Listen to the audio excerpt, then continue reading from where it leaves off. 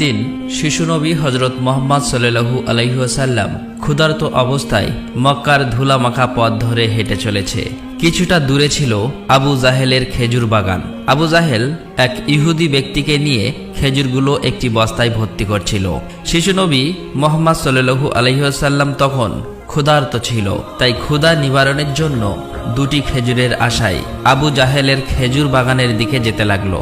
শিশু নবী মুহাম্মদ সাল্লাল্লাহু আলাইহি ওয়াসাল্লাম ধীরে ধীরে সেই খেজুর বাগানে হাজির হলেন এবং আবু জাহেলকে সালাম দিয়ে বিনয়ের সঙ্গে বললেন, চাচা যান, আমার খুব ক্ষুধা পেয়েছে, আমাকে দুটি খেজুর দিতে পারবেন? তখন আবু জাহেল তাচ্ছিল্য ভরা চোখে তাকিয়ে বলল, হে মুহাম্মদ, তোমাকে খেজুর দিতে পারি, কিন্তু একটি শর্ত আছে।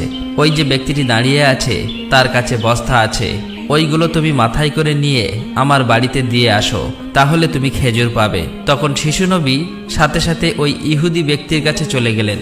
ইহুদি লোকটি তাকে অবাক হয়ে দেখে বললেন, হে বালক মুহাম্মদ, তুমি কি জন্য এসেছো? শিশু নবী মুহাম্মদ সাল্লাল্লাহু আলাইহি ওয়াসাল্লাম বললেন, আমি এই বস্তা মাথায় করে নিয়ে যাব।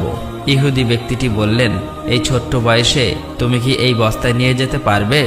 শিশু নবী বললেন, নিশ্চয়ই পারবো। অতঃপর শিশু মুহাম্মদ সাল্লাল্লাহু আলাইহি ওয়াসাল্লাম ধুলিমাখা শরীরে মাথায় বিশাল বস্তা নিয়ে হেঁটে চললেন। ছোট্ট ছোট্ট পা, ক্লান্ত দেহ, কিন্তু চেহারায় এক অপার্থিব শান্তি। এবং তার পিছু চলেছে আবু জাহেল এবং সেই ইহুদি ব্যক্তি। কিছুক্ষণ পর সেই বস্তা আবু জাহেলের বাড়ির সামনে এসে রাখলেন। তখন ইহুদি ব্যক্তি এই বস্তা নিয়ে বাড়ির ভিতরের কোণে রেখে দিলেন। তারপর শিশু নবী হজরত মুহাম্মদ সাল্লাল্লাহু আলাইহি ওয়াসাল্লাম বললেন, চাচা যান, আমাকে খেজুর দেবেন না? তখন আবু জাহেল মাত্র একটি খেজুর দিলেন। তখন শিশু নবী হজরত মুহাম্মদ সাল্লাল্লাহু আলাইহি ওয়াসাল্লাম বললেন, চাচা যান, আর একটি খেজুর দেবেন না?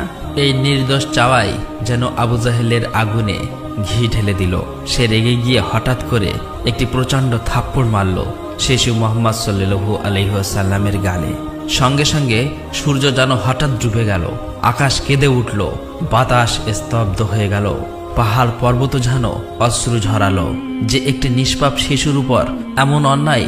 নিষ্ঠুর আবু জাহেল হাসতে হাসতে ঘরে প্রবেশ করল। ঠিক তখনই ঘটল এক অলৌকিক ঘটনা। খেজুর ভর্তি বস্তার মুখ খুলতেই আবু জাহেল হতবাক হয়ে গেলেন। আবু জাহেল দেখল বস্তার সমস্ত খেজুরগুলো ছোট ছোট পাথর হয়ে গেছে। চোখের সামনে এমন অলৌকিক ঘটনা দেখার পর সেই ইহুদি বিস্ময়ে হতবাক হয়ে গেল। এই দৃশ্য দেখে সেই ইহুদি ব্যক্তি থমকে দাঁড়ালেন। এমন অলৌকিক ঘটনার কথা জানানোর জন্য ইহুদি ব্যক্তিটি দ্রুত তাদের নেতার কাছে ছুটে গেল, কিন্তু নিষ্ঠুর অত্যাচারী আবু জাহেল তখন ঘর থেকে বের